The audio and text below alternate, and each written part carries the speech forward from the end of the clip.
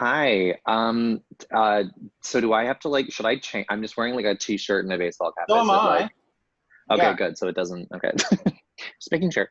And Jenna just woke up. Nice. Jealous. That's nice. Did Have you you have two like met? I know Jenna's seen you at Yucks, but I don't know if you've ever officially met. I don't have think we met before, so. Jenna? Yeah, I don't think we ever actually met like face to face or anything like that, but obviously like I know who you are, but we've never like formally met. Hello. Yeah, but it's nice to meet you finally. Nice to meet you too. Oh. Yeah, why were you just waking up now? Did you have like a really late night? No, it was just really hot, and I was like, okay, I really need to like a break from this heat. So I went to my only air conditioned room, my bedroom, set my alarm because I knew I was gonna fall asleep, and yeah. I Wow. also was doing like manual labor for the last 2 days, which is not something I normally do. Why? Right. Yeah. She's that bored in quarantine. Right. I was guess helping so. a friend. I helped a friend like build a little patio deck. Oh, I love that. I love stuff like that. Yeah, it was a good workout. That's kind of why I did Yeah. it. Yeah. No, exactly. And in this heat, what's it like in Ottawa? Like the temperature? Oh, Gross. we almost had to cancel this because my makeup's going to start melting in about 30 minutes. So we got to go. The Wicked Witch of the West, just like bleh. Oh, Toronto's just as bad, right? Or worse. Toronto's pretty bad.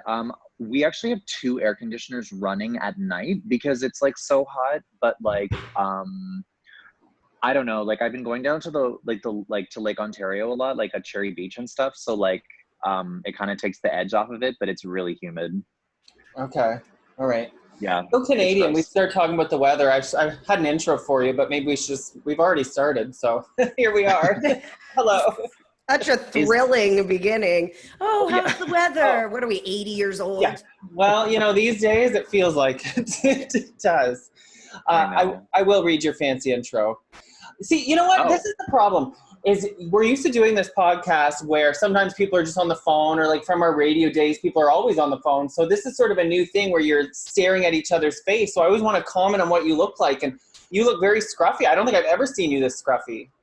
Oh, I know. My hair is like literally like super long and curly and like out of control, and like I hate it. So I wear a baseball cap to do everybody a favor. You have beautiful curly ringlets. Yeah, I hate it. I've always hated it. I don't have the bone structure for it. I have a very large nose and a large forehead, so curly hair does not complement that. So I just like my hair short at all times. It's so funny because if you have super straight hair, you always want curly hair. And everyone who has really curly hair always wants straight hair. You always want something you just can't have. That you can't have. Well, if you thought you looked like Screech before, that's what I'm saying. Yeah. Like it's like really intense whenever I have really curly hair, so I just like try to avoid that as much as possible. Not to say that like Screech was like, I'm sure he was someone's type, like whatever if you're into that, but like I'm not. So well, then you'd be into yourself. Joining us on the podcast is Dustin Diamond to talk about his X-rated career. No. Didn't he like stab somebody? Oh yeah. Scratch that. Went to jail. Yeah, so like don't cross me. I'll cut you. Saved by the Bell style. Yeah, exactly. Well, in case anybody doesn't know who you are, we should read your intro. And so for years, our guest today was the Christina to my Britney on the Ottawa comedy scene. Technically, you were Britney because you started first, but that wouldn't fly for me. So we'll go with what I just said. Kyle Brownrigg is now taking the Toronto comedy scene by storm. He's a host of the Best Actress podcast. And last June, he was named the Best Breakout Artist at the Canadian Comedy Awards, becoming the first gay male to ever be awarded in that category, which is freaking amazing. And we're going to talk more about that. Okay. He was also a finalist in SiriusXM's Top Comic Competition and has taped numerous stand-up specials on CBC. Just for laughs, blah, blah, blah. Now I'm getting jealous. Continue joining us for our Pride Month celebration is Kyle Brownrigg. Woo! Hi. So that is really exciting that you were the first one to ever get, what was the award exact title? Best Breakout Artist. Best Breakout Artist. It's kind of like, like a newcomer kind of thing. And you know, like whenever, because you just were talking about Christina Aguilera winning like best new artist, like at the Grammys, it's kind of like it's like an award, but it's sort of more like, we see potential in you, not like you were the stand-up comic of the year. It's just sort of like, hey, like, you know. But the thing about the Canadian Comedy Awards is it's like any award show, really. It's like you have to campaign, you have to get people to vote for you. And it's really just sort of like who put in the most work. And like, bitch, I put in a lot of fucking work and I won that fucking award. So I voted for you, even though it killed me. Thank you. But you know, you're trying to downplay it, and I think it's so cool because you and I have had this conversation many times in the green room with our girl Scott Thompson about how there is no super famous gay stand-up comedians. Right. Yes, name them, Jenna. Go ahead. Ellen DeGeneres. No, men, gay males. Oh, no, I'm just joking. So you think Leslie Jordan, maybe? That would be the only, like, maybe one that would pop into my brain. But he's an actor. I don't think he's a stand-up comedian. Yeah, that's true. No, I can't. The fact that I have to think this hard about it says that there is enough. So the wait, refresh my drink. Leslie Jordan. I know Leslie Jordan. I'm blanking. Who's Leslie Jordan? He's from Will and Grace is the one that like first pops in. Little small older man with a gentle accent, southern like Charleston accent. Yes. I mean, he's not really, I'm sure he probably does comedic acting, but he's Right. not like a stand-up or anything like that. No, so I can't think of a male gay stand-up comedian off the top of my head. There's that guy that does those conversations like in the street where like he'll bring Billy like celebrity. Eichner. That's right, Billy Eichner. He actually has like a movie coming out with Judd Apatow, and Judd Apatow right now seems to be doing like a lot of star vehicles, like star making vehicles, like he did with Trainwreck, and he's trying to do that with the King of Staten Island, and like with Pete Davidson, I mean. And I think he's trying to do that with Billy Eichner. Although I feel like Billy Eichner is more of like an actor and like comedic actor than he is like a stand-up comic, and that is just a really frustrating thing that there are actually no, like, I mean, on the same level of fame as like Ellen and Wanda Sykes, there are no gay male stand-ups of that caliber, of that level of fame and success. Billy Eichner, yeah, he's more like a personality more than a comedian, is that how I would describe him. But when Kyle first brought this up to me backstage, I was like, bullshit. And I started naming them, because there are some, Bruce Valanche, remember from Hollywood Squares, Mario Cantoni, but these still aren't at that level. Like, yeah, they're famous, No. they're rich, but they're not at the Ellen level. And it's crazy when you think about it. There is not a single one. But do you think it has anything to do with this hyper-masculated, misogynistic, dark side of comedy that is now coming to light with the Chris D'Elia thing?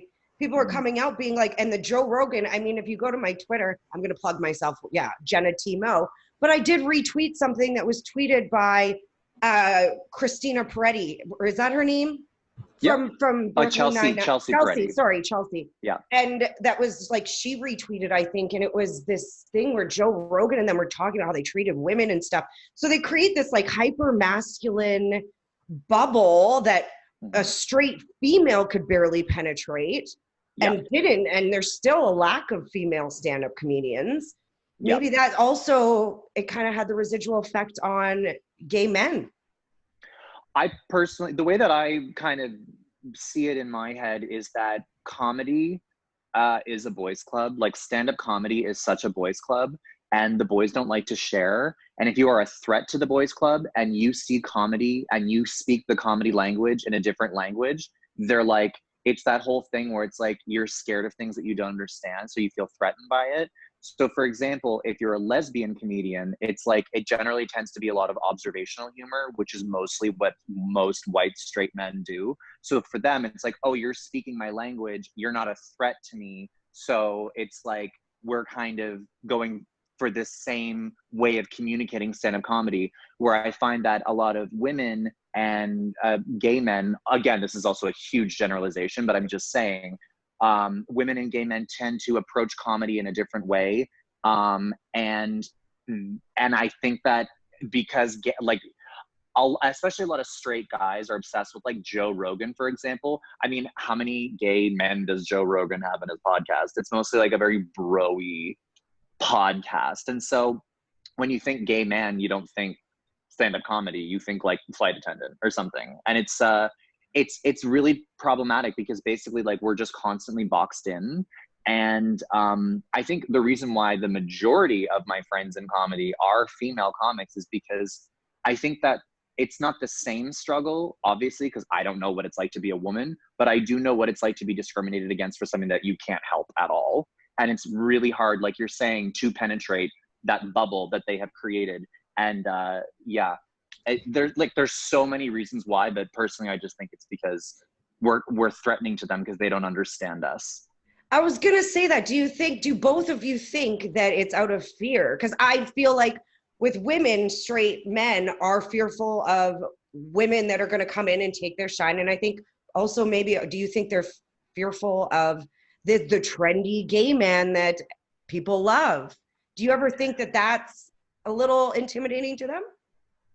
I think like short answer, yes, just because I think that a lot of straight guys, one thing that they have a hard time understanding about the comedy industry, I mean, especially in Canada, is that right now what comedy is trying to do, things at Just for Laughs and things on TV, is they're really trying to diversify with like people of color, indigenous comics, LGBTQIA2 comics, and they're trying to build that up because those voices just don't exist in comedy, or they barely exist in comedy. But the straight white male voice has existed in comedy the whole time. So a straight white male will be doing comedy for 10 years before he gets a JFL taping, where a gay male person of color comedian will get that taping in 2 years. And then the white male comedian that's been doing it for 10 years resents the shit out of the guy that got it in 2 years, and then either talks so much shit about him or just says, oh, the only reason why he got it was because he was Black and gay, and that's the flavor of the month. And then that's why they resent us, and then they don't take us seriously. It's a really vicious cycle. And that's show business in general, where people resent each other for bullshit reasons because there's fragile egos at play. And I think everything you said is exactly right. And it maybe for some of them goes a step further. We're talking a lot about systemic racism these days. Well, there's systemic homophobia too. And oh my God, if a gay comedian passed you and is more successful than you, that's like, how could that happen, right? Same if a woman does better than you. Not cool. Absolutely. Actually, it is. No, absolutely. So do you think, Kyle, that being gay has helped or hurt your stand-up career? Both.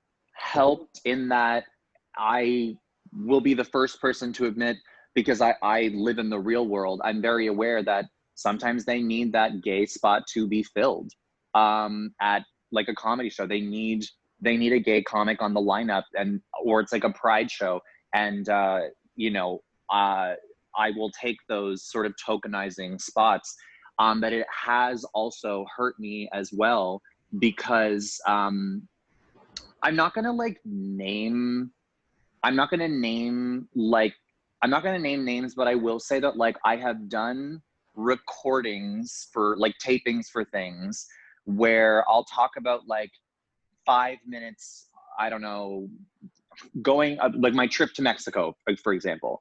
And then I'll have like 1 minute where I'm just talking about being gay, but then all that gets put out there is just the material about being gay.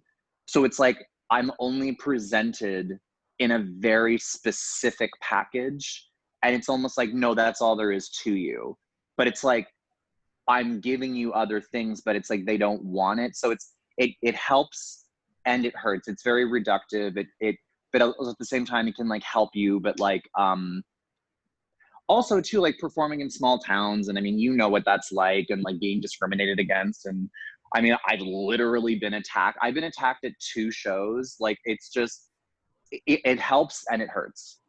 In Toronto, did those attacks happen? Because before you answer, you mentioned the small towns, and I was terrified. Jenna will tell you, any show I've had in a small town, but they were actually all great experiences. And I know you've had more practice than I have, but I found that the small towns are often less homophobic than the big cities.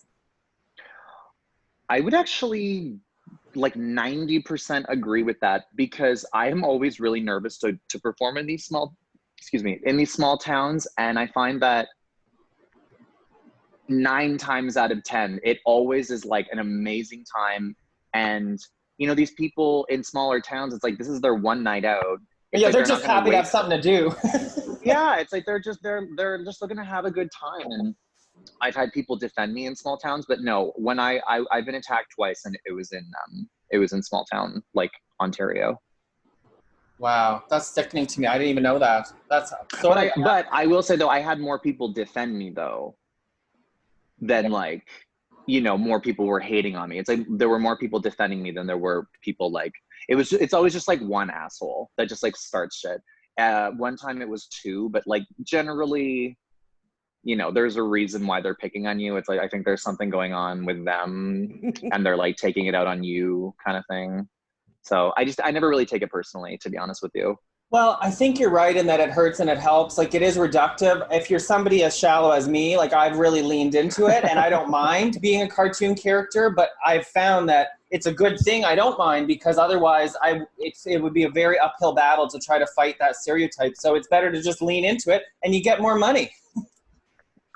That's true. You know, everybody has like a different journey. I know that for a really long time, this probably would have been about 2013 to about like 2015 in the industry. It was sort of like there was this trend where if you were like straight presenting and you were male, but you were gay, but like it was like you were straight presenting gay kind of thing.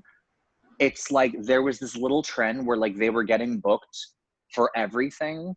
And I think that really rubbed people sort of the wrong way, because comedy was like, oh my God, look, they're gay, but like you could never tell. Aren't they so brave? And it's like, okay, that's a small fraction of the gay community, but why is it that you guys never, ever, ever present actual, like, a real gay guy? Like, I'm not saying that a straight presenting gay guy isn't, it's just that they're a small representation of our community, where the bigger representation, okay, well, here's an example. It's like Disney finally cast their first openly gay character, and it's played by a straight guy. The character is supposed to be like this theatrical, flamboyant character, and they hire a fucking straight guy. And you're like, where else could we find in the theater world a theatrical, flamboyant boy? Like, are you fucked? Like, what is wrong with you, Disney? It's like you guys had an opportunity and you fucked up really hard. Like, you could have made history, and it's like you just made a really dumb choice. And it's a lot of things like that, where it's like, why is it that the gay person is always represented by somebody that's like straight? That's the complete opposite of what being gay is. It's so annoying. Let's be honest, Disney doesn't always land itself on the good side of history when it comes to diversity. Finally got our first black princess in 2017, I think. Yeah, well, but what was it back in the day with the cartoons? They had those, like, it was those crows in Dumbo that were like super offensive. Yeah. Well, there was even way before that, there was a lot that Disney did that was even more offensive shortly after, like around the Civil War era, when that ended, when slavery was abolished. They put out some pretty horrible cartoons about like how they were happier when they were enslaved, and it's just awful. Like, Disney has such a horrible reputation. Wow. I don't know how a company like that can succeed for so long after it's been through so much like that. Well, when did Disney start? I mean, the Civil War, wasn't that in the 1800s? Yeah, it was a long time ago, but I think it was like shortly after. I'll take a look. Because I thought Disney started in like the 30s. Who cares? Okay, here's a question, Kyle. I don't know if we've ever talked about this, but how do you feel about comedians who don't write their own material? And here's my counter argument to put it in perspective for you. A lot, because it's automatically a big no-no, right? You think, what? No. But then you think, Meryl Streep's never written a screenplay. Celine Dion's never written a song. Well, she's co-written. She's co-written. But wouldn't reading somebody else's jokes be acting and not stand-up? Well, this is what I'm curious about. That's a really good point. What do I think about it? I think that if you are so rich and famous that you can literally just pay somebody to do your job for you, but all you have to do is just regurgitate it out and then you take all of the glory, If you want to if that's what you want to do with your career, I 100% like respect that, because that's your choice. And I wish I was that rich and powerful. So I guess like I'm kind of jealous of that, but at the same time, I don't think you're an artist if you need someone to write your jokes for you. I consider myself to be an artist, and I think that comedy is an art form. And but if somebody said like, you know, if somebody handed me the most amazing joke in the world and they're like, oh, give me $5,000, and I was taping like an HBO special, and this was like a 10-minute bit that was just fucking killer. I don't know. I think I would probably say yes to that. I wouldn't do a whole set, but I mean like a couple jokes like here and there. Like I know that Sarah Silverman, she used to have a joke, and it was like her most famous joke for the longest time, and she didn't even write it. And it was like, I was licking jam off of my lover's penis the other day, and then I thought to myself, oh my God, I'm turning into my mother. And it was like her most famous joke, but she didn't write it. It was like this really clean comic that wrote it and was like, I feel like this is more of a Sarah Silverman joke. And then she gave it to her, and then she just kind of ran with it. I mean, she admits that she didn't write it, but like, you know, sometimes somebody just comes up with a better joke for you. I think you're right when you say then you're maybe not an artist. You could still be a performer or an entertainer. You know, my girl Britney comes to mind. Wouldn't call her an artist, but she used to be one hell of a performer. Yes, I said used to be, Jenna. Yeah. That's another podcast. It's only taken me about 5 years to let that sink in for him. Yeah. But, no, I find comedy seems to be this one thing that has a lot of prestige, and you have to write your own shit, and it has to be all created by you like a painter, whereas there's other art forms, singing, dancing, where somebody else can give you the choreography, but it's still an awesome dance. So I've been very conflicted about that in my own journey. I mean, I think it just depends on the industry, to be honest with you. I feel like with music and acting and stuff like that, that's one thing. But I mean, like for stand-up comedy, like the only thing that you have to do is write a joke. That's the only thing, because like you don't even have, like you could literally show up in sweatpants and like a dirty one size too small t-shirt. It doesn't matter. Some of them do. No, 100, and we all know that it's all the straight boys. I know. I also come from Ottawa. Like I'm very aware. But you know, one thing I think is so funny about that is that like they draw the line on shorts. They're like, that's the most offensive thing is shorts on stage. They're like, oh no, that's where we draw the line. I'm like, you look like a kid in kindergarten on like picture day, and you dressed yourself. Like you look a hot mess, but you draw the line at shorts. You're like, okay, cool, yeah. Maybe they're scared because Jesse's worn his assless shorts before, and they have been inappropriate. So they were like, you know what, just across the board, let's just axe out shorts so that Jesse, you know, doesn't come in with his butt hanging out. Yeah, it's happened. But you know, if those are the guys writing killer material, but they're showing up on stage like that, isn't that only half the job? Because there's the writing and then there's the performing. And a lot of them write great material, but they perform like shit. Okay, well then would you like let somebody write like a whole bunch of jokes for Yes, but I don't consider myself a real stand-up. I'm more in the category of like, I'm an actor pretending to be a stand-up because really I wanted to be an actor and I can't get a goddamn booking. So I was like, okay, I'll start being a stand-up. And then I got a job with Jenna on the radio. So, you know, my plan kind of worked, but I kind of am unconventional. So yeah, I would totally let someone write jokes for me, but I think I would then edit them or like add to them. I mean, if you do stand-up comedy, then you're a stand-up. I mean, I really just think that's how simple it is. I mean, there's different sort of levels. I mean, there's different types of stand-ups. You know, you have like corporate stand-ups. You have like, I don't know, like. We're overthinking it maybe. Yeah, like a little bit. But anyway, personally, no, I don't think if I had a special coming out, I would want people to know that like half the jokes weren't even written by me. That's personally, that's how I feel. Well, and I think y'all need to give yourselves like a bit of slack, because look at, you know, SNL, like not one skit is usually written by just one person. And a skit is just a big, long joke, right? Mm-hmm. So it's acting out a joke instead of telling a story, you know? And so if they're not doing it, then you're fine if someone helps you with your act. Okay. Well, I don't mind if somebody gives me like, it's like if I had like a bit and then somebody comes up to me and is like, oh, have you tried saying this? And they have like a little tag, like, oh yeah, like that's fine. Because sometimes somebody will give me a better ending. I'll take that. That's fine. Yeah. Right. Look at Jenna, Switzerland. So in other words, we're both right. Sure. Okay. Two things that you're up to right now, which is very exciting, is you have a podcast called the Best Actress Podcast. Tell us about that. Well, I wanted to. Yeah, so it's going well. It's a very niche podcast, but I'm kind of getting the exact reaction from it that I was expecting. It's mostly a lot of like older gay men that are like messaging me, being like, "Thank you so much for doing the Lord's work." I'm like, "You're welcome." And you guys got to be so dramatic. I know. The Lord's work. The Lord, and I'm literally quoting that. So basically, I wanted to do a podcast that had absolutely nothing to do with stand-up comedy, because living in Toronto, every single comedian has a podcast about local comedians that no one has ever heard of, and that's fine. But in my head, I'm like, unless you're also a comedian who knows this person, why would you listen to that? You know what I mean?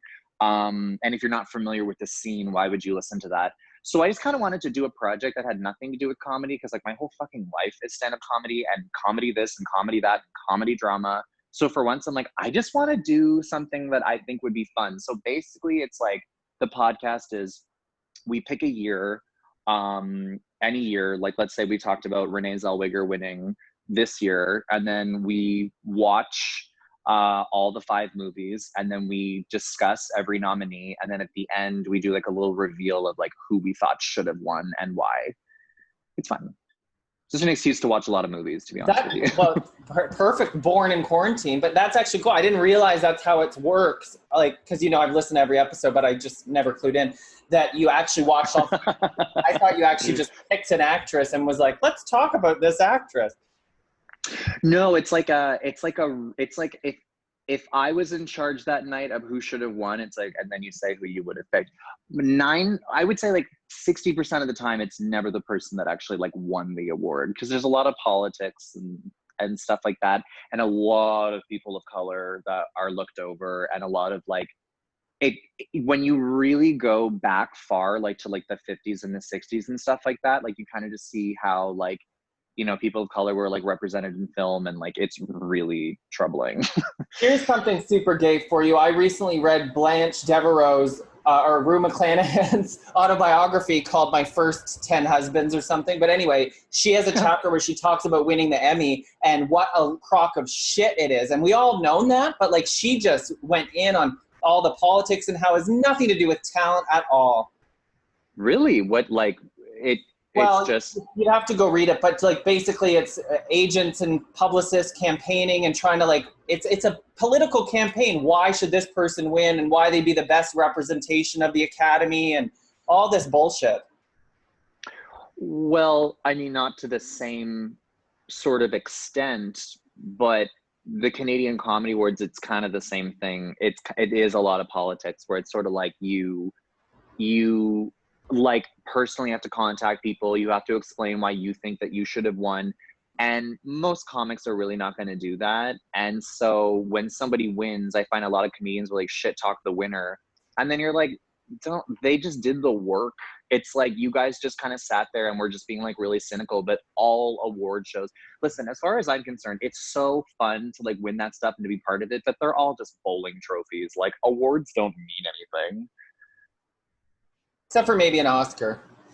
I'm just saying, like, I mean, it has prestige, but I'm just saying, like, like in my year, it was like, who was it? It was like Natalie Norman, Jared Campbell, Adrian Fish, Nigel Grinstead, and me.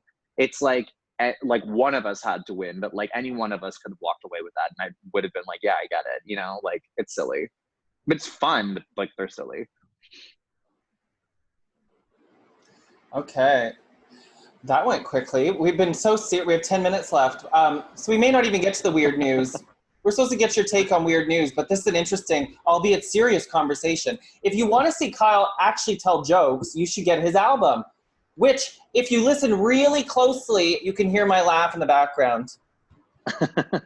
You were at the recording. I was. Were you at the late show or the early show? Both. Are you kidding? Oh, I by the late show, I got a little too drunk for that recording. So tell us behind the scenes. Why do they do 2 recordings for an album? Oh, just in case you like fucked up a joke. But my first recording was really good, and then my second recording.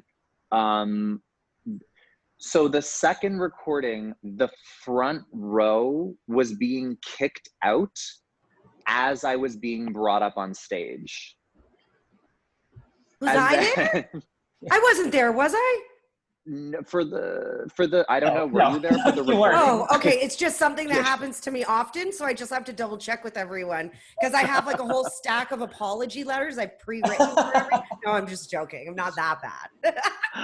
Oh, I definitely am that bad. I was talking to one of my friends about how I need to make an app where it like pre-schedules like apologies the night before, and then like when you wake up, it just automatically goes out. Right, an auto text that goes, "I'm sorry if I did anything silly last night. Had a blast." Yeah, exactly. Sorry for screaming at you all night. I love it. I love it. What's it called again? The cover is amazing. Thank you. It's called Unmedicated, the New Fragrance. And the whole point of it was just supposed to be like on brand for me, where it's like narcissistic and funny, but like artistic. Like I wanted to do something like kind of different, but I don't really know if people were feeling it too much. Oh, I was. Oh, it is. It's artistic. You sing on it. It's half musical. It's not, we talk about Dyson vacuums. I mean, it has everything. I have one now. I have a Dyson vacuum. I know. I'm so jealous. So do you, don't you, Jenna? No, are you kidding me? I can't afford a Dyson. Oh, I got it on sale. I ended up paying $236 for it, but it was originally $400. Oh, there we Ooh. go. Because yeah, like I'm like, I love vacuuming just like the other person does. Don't get me wrong, but I don't have that kind of change for a Dyson vacuum. I'm eating cans of tuna and apples on the daily, okay? I think that's a diet. Isn't it like a fancy like LA diet, the tuna and apple diet? Is it really? Because one of my best friends lost a ton of weight and now we joke around, Jesse, whenever we're poor. We're like, oh, back to tuna and apples. Yeah. Maybe it is a legit diet. I'm pretty sure it is. I know that the one that's like really bad is the cayenne pepper diet with lemon juice, water, cayenne, and honey or something. Maple syrup, I think. That one yeah. is, I call it the Beyonce diet because she's the one that made it really popular when she got super skinny there for a bit. For Dream Girls. Yes, I do believe it was around that time, yes. She had to lose 20 pounds in 2 weeks. That's what she did. Yeah, he says like he's unsure if it was Dream Girls, but he knows exactly how much weight she had to lose. Well, no, because whenever I think of that movie, I'm like, was it, because I know that, oh my God. Jennifer Hudson. Jennifer Hudson. Yes, I was about to say Jennifer Garner. No. Jennifer Hudson won the Oscar for that. And I was like, was Beyonce in that? I'm like, yeah, Beyonce was in that, I think. Yeah, she was singing backup vocals that movie. Yeah. So her greatest performance yet. With your Dyson, are you making your little potato do all the housework in quarantine? Do you guys live together now? Oh yeah, we've been living together for like almost, we were very lesbian about it. We moved in together after like 2 months. Oh, well, when you know, you know. That's what they say. And we have a cat, so yeah. Oh, very lesbian. Yes, we've lived together now for like almost 2 years. Jenna, we call him his potato because he's Irish, and so potato is fun. He's originally from Ireland, and his accent's like not super intense, which is good. We went to Ireland for his dad's 60th birthday party, and I could not understand a single fucking word that his dad said. Nice guy, I think. Like, I had no idea what he said. He was very generous, but I had no idea what he was saying. Like, I needed an interpreter. It was really intense. Does it get easier to understand them the more intoxicated you are? I think so. Yeah. I think so. But I remember I just started like improvising at one point. Like, I think at one point he was like, and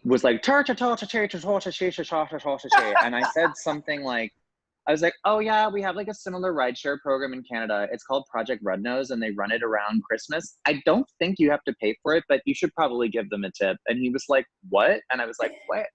Like, just no idea. Do you, on your comedy album, do you tell the story of your first date? I can't remember if you do. No. So I'm actually trying to get a whole new like hour together, and then I'm gonna do like another. That won't be for like a long time, but like I'm trying to get like a new headline happening so that I could do a new album, and that'll be on there. How we met. Because yeah, we were drunk on TV, and the whole city was like, my phone blew up. It was really embarrassing. Well, wait, what? We only have 4 minutes left, so give us a condensed version. Were you on like Speaker's Corner or something? You got drunk together and. It was called CP24. We were in the Village. We were fucking wasted. It was our first date. And then like, just like every white girl, like when I'm drunk, I love attention. And this news reporter was like, can we interview you? And I was like, totally. And then I like brought the thunder and was just a hot mess on the news in a blackout because I guess she didn't know how drunk we were. And then we walked into another bar because we got kicked out of another one. And we walked into another bar and we were on TV and like people were like laughing and they like were buying us drinks and they were just like, what the fuck? And like, I kind of got like a little like Toronto famous for like a day. It was pretty embarrassing, but like, whatever. And they lived happily ever after. Yeah, that was our first date. Yeah. That might be the most romantic story I have ever heard. And doesn't it prove to you that all these things about like, don't get drunk on the first date, don't fuck on the first date, out the window? Oh, no, like I don't, like if I went on a first date and somebody was like, oh, I don't drink, I'd be like, Mom, can you come pick me up? I'm scared. Like I gotta date somebody that can keep up with me. I mean, one of my best friends is a newfie and I'm dating an Irish person. Like my liver died years ago. Liver, what's that? Yeah, just RIP. You're in good company. Have you been drinking more in quarantine? Are you ready for this to be over? What kind of question is that? I've been drinking more. I haven't been drinking as frequently. I only drink like once or twice a week, which for me is like really good. But then on those 2 nights, I like drink into like a time traveling blackout where I'm like, I didn't drink that much this week. And then I crushed a box of wine the other day. I'm pretty sure that's 5 bottles of wine. It is. We've heard. So, well, at first when you're like, I crushed a box, I was like, whoa. But then when you put it as in 5 bottles, I was like, well, that's actually we could do that. Kyle Brownrigg, you're amazing. Everybody go follow him on social media. Kyle Brownrigg with 2 G's. Check out the Best Actress podcast and the comedy album, Unmedicated, The New Fragrance. Thank you for having me. You're welcome. Stay safe. Wash your hands. Cheers, Kyle Brownrigg. Woo-hoo! Cheers. I don't have anything to drink. Cheers.